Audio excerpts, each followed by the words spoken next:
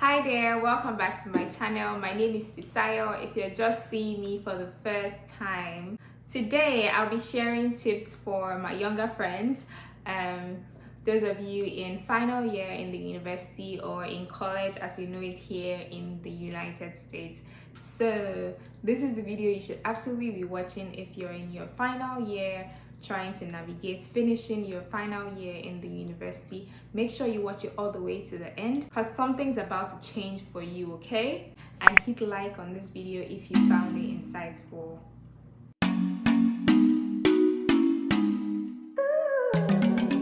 I'm doing this video because many people, younger people who follow me, have asked me, oh, so Fisayo, how did you make a first class in school? How did you do this? How did you do that? And the truth of the matter is that I was just dancing around second class upper for the most part of my university days, from 100 level to 200, 300. And in the final semester of my final year was when I actually crossed over to the first class line. There was so much that I put in and there was so much that I did that I believe would be beneficial to any young person who is currently in their final year or about to enter final year. For me, the first thing is having a vision board. I don't know if you've heard about the concept of a vision board, and I don't know if it's vague to you, but simply it could be a physical board in your house, in your room, where you have pictures of things that you aspire to be, or people who inspire you, or your goals, your models in the form of people and things. Or it could be a Word document where you just copy and paste in pictures that you have grabbed from the internet or from any other online platform and put it together in a document. It's basically that simple. Now this comes from having a reflective time, looking at your life and seeing what you actually really want for yourself. Like, what is your end goal? Okay, you may not know your end goal right now because you're in the university. Only a few people do, and so don't beat yourself up if you don't really know what's next for you after your university days, right? It's okay to not know at this very point in time, but look at the people who have inspired you. Look at the things that you see and you like about people. Look at the things that you are reaching for, like your next immediate goal. It doesn't have to be long term. It doesn't have to be 5-10 years down the line. Look at the immediate things that you like and you want to be, and put all of that into a document and start putting them together and start looking at them. With doing that, you'll be motivated to carry out the actions that will take you there. The second point stems out from the first one, and this is for you to write down all the courses that you're currently doing or you're supposed to do in your final year, and break it down into units. Like, what do you need to get an A? So in Nigeria, for you to get an A, when I was in university, it was 75. It was 75 to get an A. Here in the US is 90, right? Let me use my example of my university days. So you would have a CA test that is 20 marks, you have another test that is 10 marks, and you have the exam that is 70 marks. What I would typically do is, for a course, I would say, okay, my first CA, which is 20 marks, right? What am I aiming to get in that 20 out of 20? Am I aiming to get based on how I see the course to be? Like, maybe it's complex, it's something that might stress me out, or it's something that I feel like might be difficult for me, or I don't really have I'm not really inclined to that course, or I don't feel like that is my area of strength. I can look at it very well and say, okay, I'm aiming to get like a 14/20 in this CA test. For assignment, which is the one that is over 10, I know that, okay, I'm going to do my best and make sure I get 9/10 in assignments, right? So that's 14 plus 9, which is 23/30, right? For my exams, in order for me to get an A, I'm just like, okay, I need to be able to get at least 55, right? I don't want to cut it too close. I don't want to say, oh, 50, because I know I'm on 23 and I don't know if I would really get that, right? So I'm going to put like 55 for myself. So when I add 55 plus 23, that is already 78, which is, I think A was 70 rather, sorry, I said 75, which is already 78, and that already gives me an A. I do that for all my courses, or I did that for all my courses. And as time went on, right, in the course of the semester, once I do my CA test, I would go and check it and benchmark it against what I wrote for myself to see if I need to double up my effort. So for instance, if I'd written 14 over 20 in my CA and I ended up getting 12, I know that I don't have to, I need to do better on my assignments. I need to prepare harder for my examinations. So doing that kind of helped me map out a way to be able to get A's in my course. So it's very important for you to write things down. You can't just use head knowledge, right? Do an audit of where you currently are. If you already started the semester when you are watching this, do an audit of where you currently are and where you are headed, and then begin to map out the actions, the things that will let you get there. Now the third thing that really helped me to be well-rounded as a student and not just academically was the relationships that I built with people at school and the people that I was friends with. I would advise you to move with people who are doing better than you. So not just academically, but in all round, like spiritually, people that you think are, you know, more fervent, people who have more emotional maturity than you, people who are more financially savvy than you are, people who, you know, they're more stylish, like things that you actually like, right, and admire about people. Look for the people that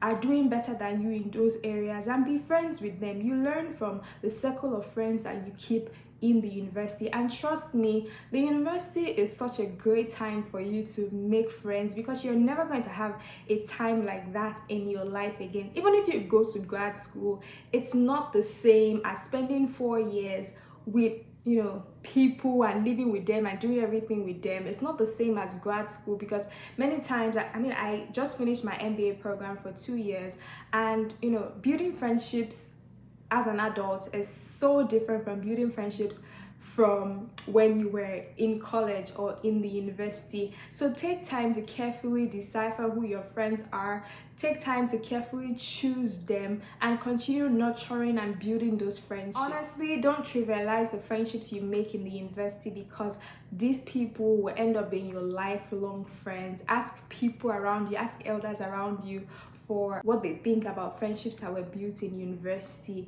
Do not trivialize these friendships at all. Now the fourth point for me is to attend all classes. You're in school to learn. I don't understand why you are in school and you are not attending all the classes that you need to attend. Like, why? I don't get it. I did everything I could to attend all my classes, and it's simple, because many times, especially if you're watching this video from Nigeria, many times you're able to tell what topics your professor or your lecturer is gravitating towards, or is most likely to bring out in the test or the exam, based on how they speak about them when they are teaching them. Like, it's easy for you to tell those things if you actually go to class, sit down and hear them. Like, it is so easy. That was one of the things that really helped me in studying, because I know many of the areas of concentration, in quotes, that I heard the lecturer speak more of, or I heard them place more emphasis on. So you should absolutely attend all classes. I was speaking to a Gen Z one time, and the person was saying, oh, I would only attend classes to meet up with the attendance rate. So in their school, they have a percentage of attendance that you have to meet in order for you to write the exam, and the person thought it was just fine to only attend classes and meet up with that percentage in order to write the exam. And I was just like, why?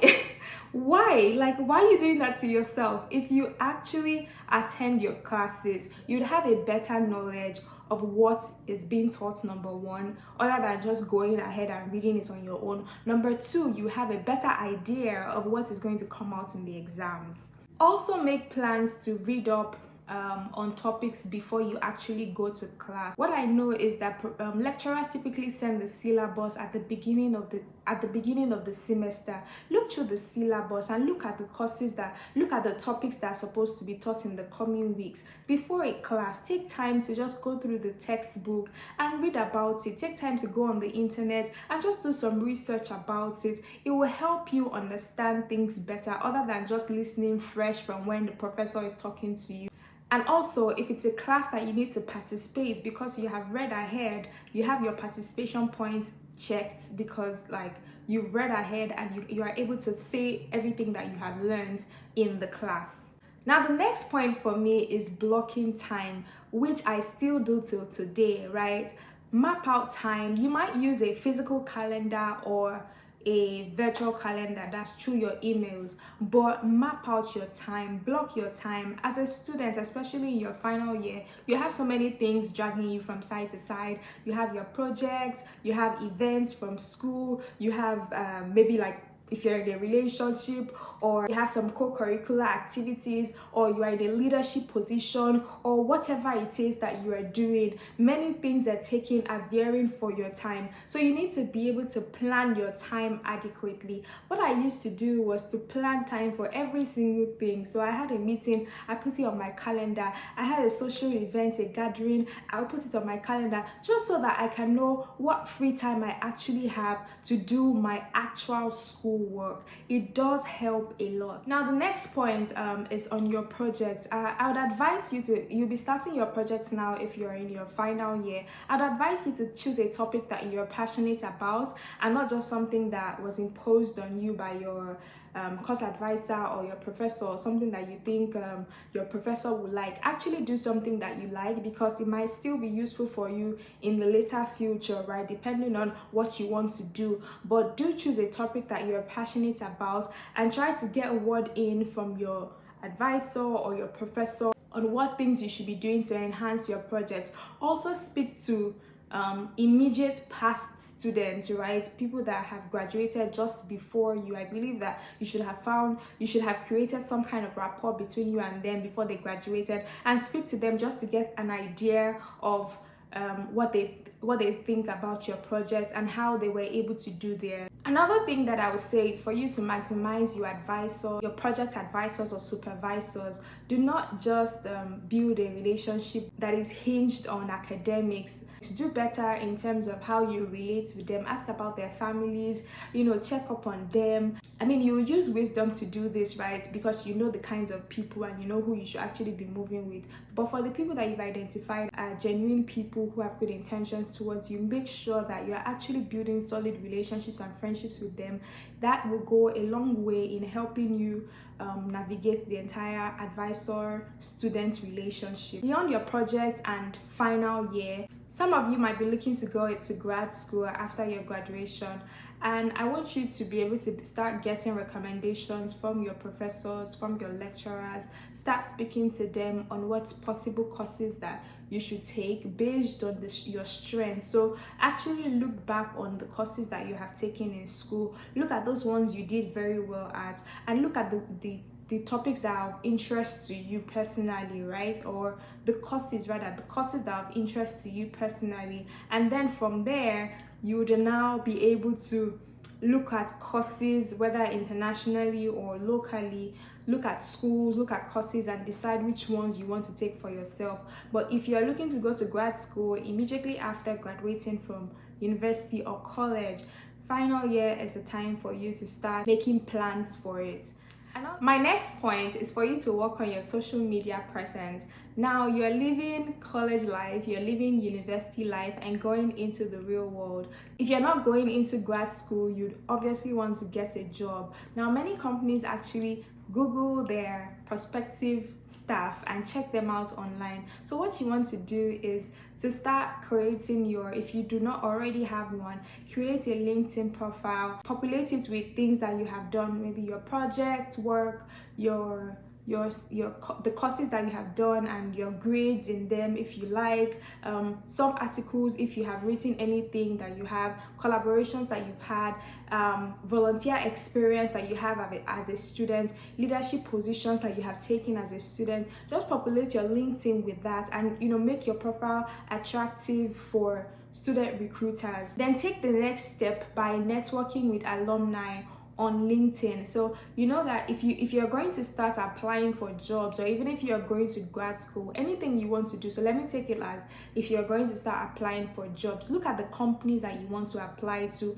pick a specific company, type it in Google, put it in the search bar, look at the company, go into the people tag, right? And when you click on people, it will show you the staff of the company. Use the filter to choose what location, maybe the country, and what university. So you can put in the name of your university as a filter. It will show you the people who went to your school that are currently working in that company.